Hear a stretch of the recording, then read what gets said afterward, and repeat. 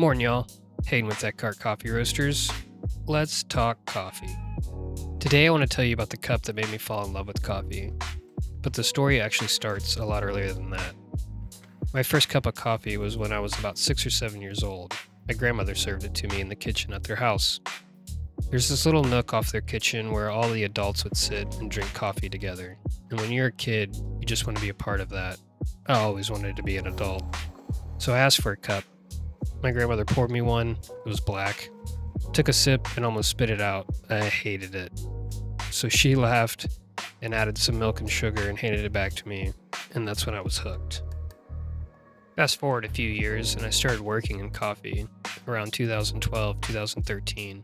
And honestly, at that point, it was still just caffeine to me. That job was the first time that I started tasting coffee differently. I was drinking espresso straight and learning how to actually taste what's in the cup.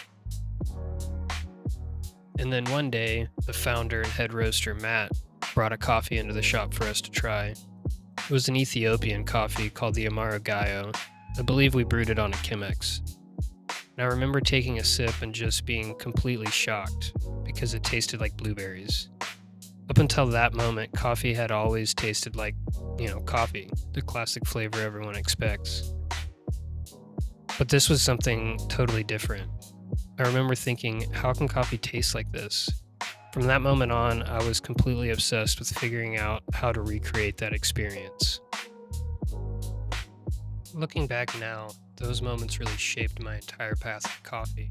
My grandmother handing me my first cup in her kitchen, and years later realizing coffee could be so much more than just caffeine.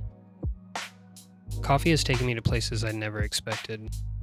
The people I've met, the communities I watched form inside coffee shops, the experiences along the way, it all started with those moments. Coffee will always be more than just a drink. It's a way of life. So now I'm curious, what was the cup that changed coffee for you?